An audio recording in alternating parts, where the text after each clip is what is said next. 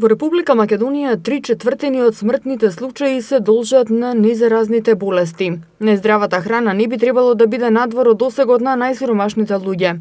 1 од 3 школски деца има вишок килограми или е дебело. Неопходна е физичка активност на учениците и промовирање и применување здрав начин на исхрана.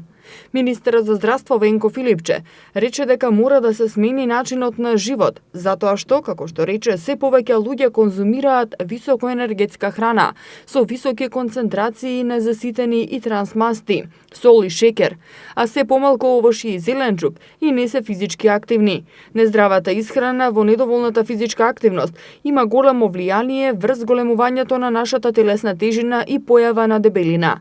Ова е особено важно да се спречи кај децата, затоа што навиките и телесната тежина, стекната во детството, многу е веројатно да се пренесе во подоцнежниот живот, како возрасен, и со тоа да се придонесе за предвремена појава на одредени незаразни болести, како кардиоваскуларните и дијабетесот, истакна Филипче.